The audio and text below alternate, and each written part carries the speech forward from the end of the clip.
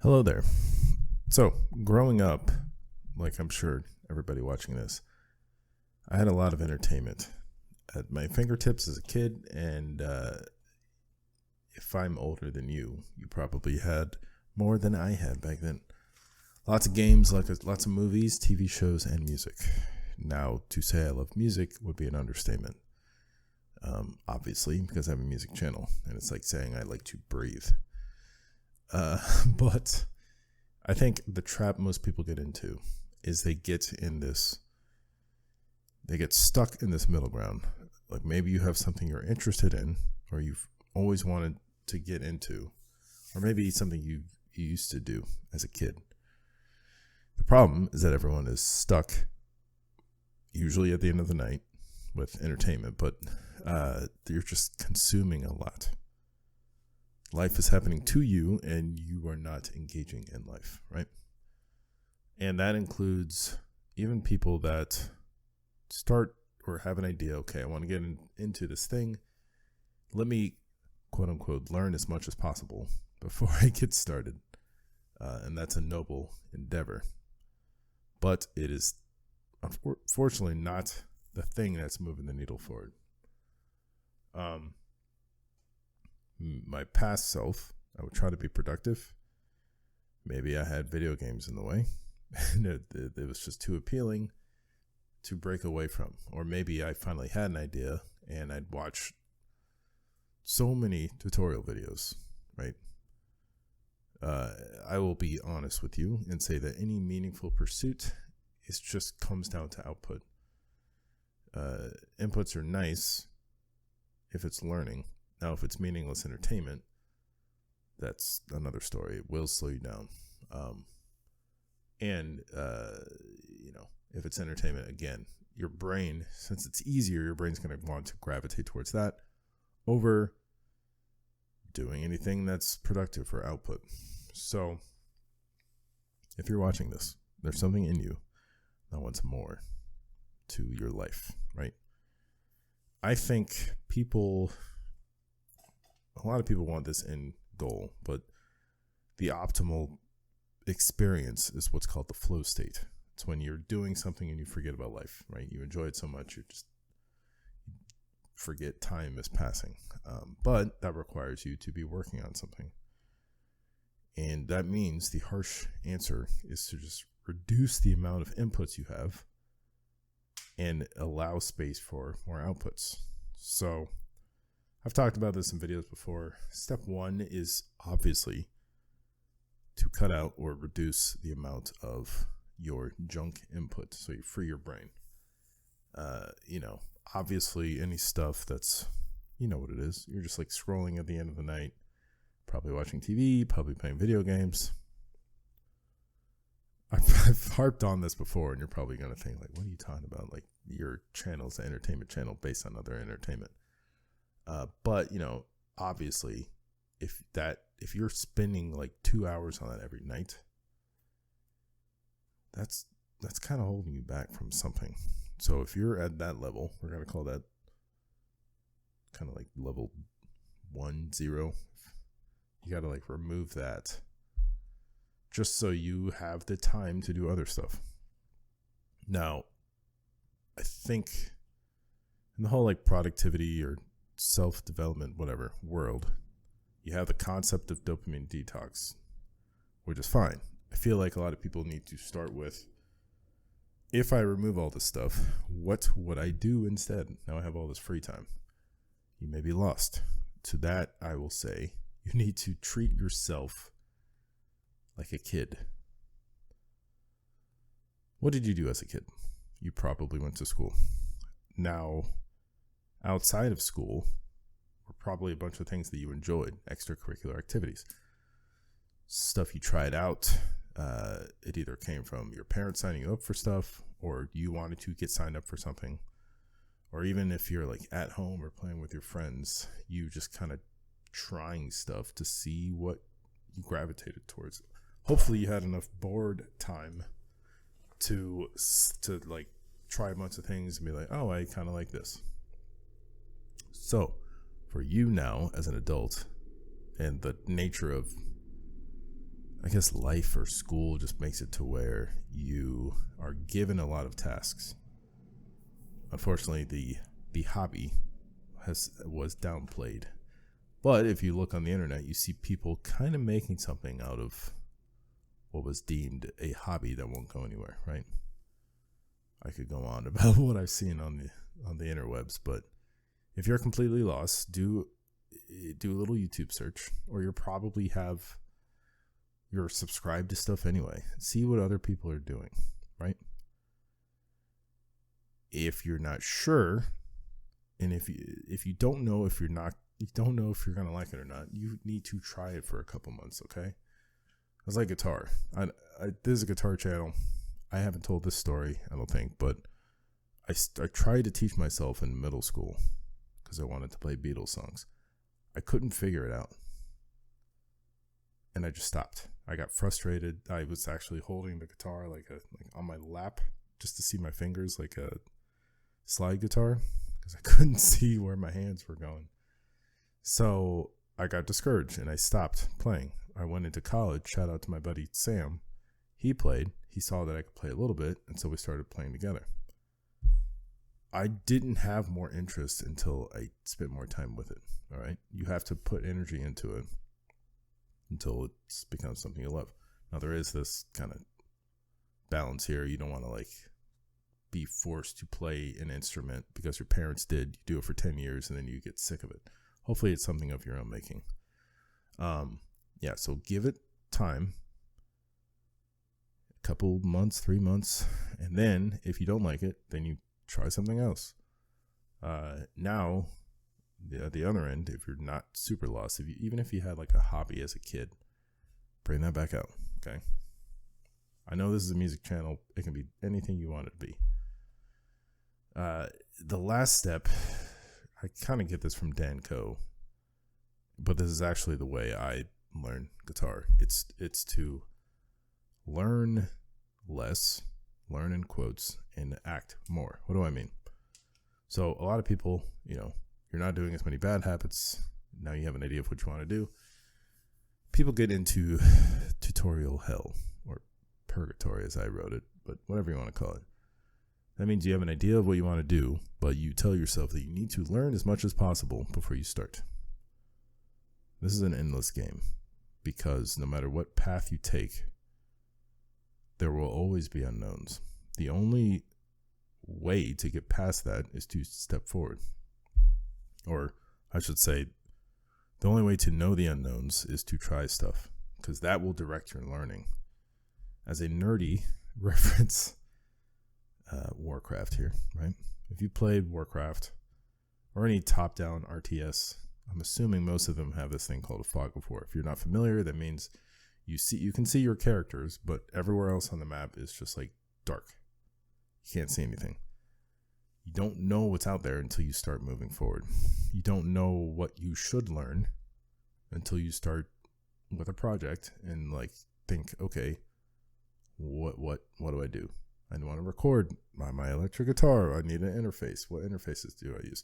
Don't go searching for top 5 best interfaces, top 5 best amp sims and all this stuff before you even have a guitar, as an example.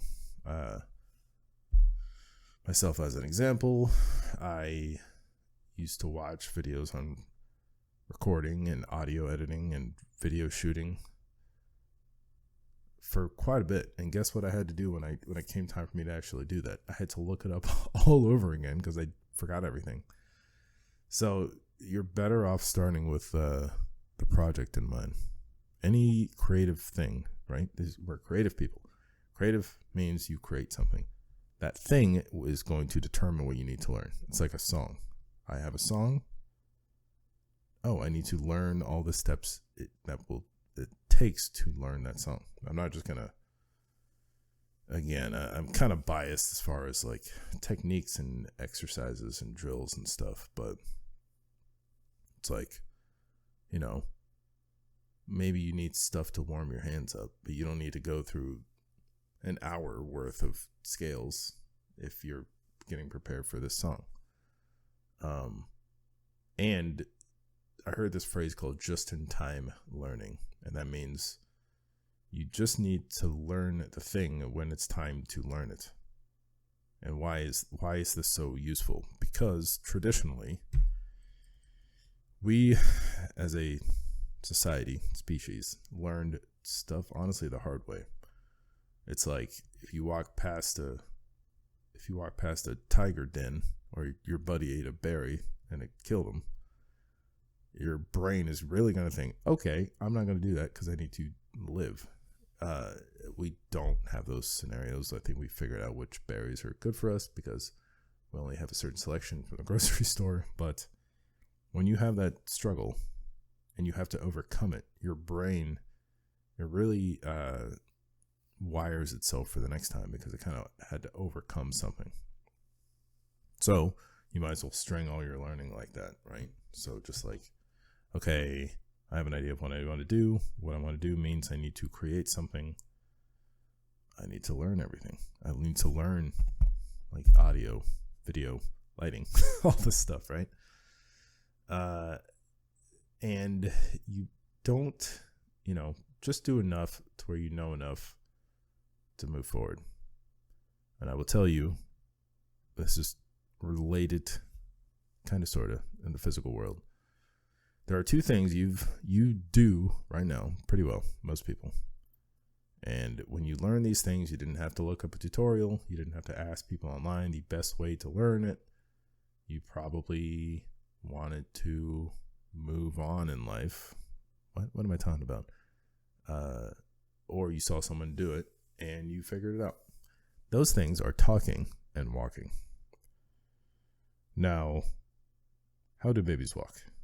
As a side note, as a nerdy side note, there's a lot of things they do before they can walk. They have to control their own head because it's big. You got to roll over, do tummy time, they have to crawl. And then they just tried. They got up, they stood up. Okay, I can stand up. All right, that was kind of hard. And they try again, and they stand up. And they try to take a step. Oh, they fall down. Okay, and they just keep trying. And thankfully, most people can walk now. As an advanced example, I had a buddy I trained with, and he's a baseball player, and for some reason he's like, I'm going to learn how to do a handstand. How do you do it? I don't think he looked up anything. He just kept trying to hold a handstand. He got it, and then after he had it, he was like, I'm going to learn how to handstand walk. And then he could do I think it was 10 yards down and back. Not bad for just trying on his own. So I think a lot of people get afraid. This is why you want to learn so much ahead of time. You're afraid it's going to be bad. Just put it out there. I'm skipping ahead, but goodness, your stuff needs to be quote unquote bad for the future stuff to be good. How do we solve this delay in action? The solution is a project, like I just said. And if you want to amplify that, set a deadline. Just like in school, right? You can't have a bunch of projects stringed up for the semester and tell your professor, no, I'm not ready yet, and delay it by a year. You're going to fail. You're probably going to take that class the next semester anyway. So, like I said, you probably have enough knowledge in your head. If not, you'll figure it out. And here's how you go about things. So like I said, step one, you cut back on the entertainment, and really so that all the work we're talking about feels fun again, right? Your brain wants that dopamine hit. And this is why after you eat ice cream and play Dota all night, there's no way you're going to work on a project. So just cut that back, all right? The work on whatever your creative pursuit will not be easy, but it is more fulfilling than a gaming binge. So if you're stuck in that trap, you need to get out of there, right? Figure it out. Figure out a schedule that works for you after your work or on the weekends or once a week or something, right? Or a 90-day, just relax your brain and say, we'll be back in 90 days, whatever. Number two is to outline the goal that requires a project, right? Music example. Find a song and play it. If you're an artist, you need to draw something. You need to put it out there. If you're a video editor, make some videos. I don't know. If you want to edit my videos, go ahead. No, I don't need one. But I wrote, as an example, a YouTube musician, which is actually a harder level. Because being a musician means you know how to play. Being a YouTuber adds an extra layer of the video. Maybe you have to like practice enough to where you don't make any mistakes. Figuring out your lighting, figuring out how to sync the audio, thumbnails, all that good stuff. And then step 4 is to start, then learn. Okay. Or just knowing that your sticking points will cause the learning. And then I wrote an extra step here, just build consistency. Okay. None of this stuff works unless you work. It doesn't make sense to think that you're going to get the same results from, I don't know how much time you have, but if you have the time, if you can find the time, if you can check your social media screen time and say, how can I shave off 30 minutes or go to bed 30 minutes earlier and wake up 30 minutes earlier or stay up 30 minutes later? I like the morning, so. And just work on it, right? Or maybe you have to start at like 10 or 5 or 2 just to show up and build a habit. I've talked about that before. But your consistent output is what will result in your results. And then the last thing is just trust yourself and release it. I had a video on perfectionism. Don't worry about that. Stop doing that, because perfection is not a thing. I could watch the most polished video on YouTube and find a blemish. And I'm sure the people working on it would look at it. And since they've been staring at it for weeks, they're like, oh, there's a mistake. Most people cannot tell. And most people that can tell don't care. Don't beat yourself up over it, all right? If you think you're a creative person, but you're not putting yourself out there, you're winking in the dark, right? I mean, if you want to just do this because you like doing it and you don't want to share it anywhere, that's fine. But make stuff, okay? Your brain will enjoy it. It's soothing. I like doing all this stuff. And then as far as quality is concerned, if it's not good, first of all, you can tell what is good to you because you have been a customer of the thing that you want to get into. And even if, and don't go comparing it to the best you can find, right? You'll get better. Just keep iterating. But, don't compare yourself to the best and put it out there so that you're in the habit of creating it, but then also figure out how to improve it. But you can't improve what doesn't exist yet, right? And that's it, guys. I say that I do these for my past self. I'm not like some virtuoso guitarist, but I used to be the person that would scroll all these musicians and be like, man, there's nothing special about. The only special thing that they've done is just put themselves out there, quality or not, right? And I was thinking, if they can do that, I can do it. So I don't want you to get stuck in this trap. I think I said this before. It took me. I had no YouTube goals when I first started playing, but I didn't put anything out for 15 years. And even when I had the idea, it took me years before I stopped chickening out and started doing it. So be like that. Put yourself out there. You'll get better. That's it, folks. Thanks for watching.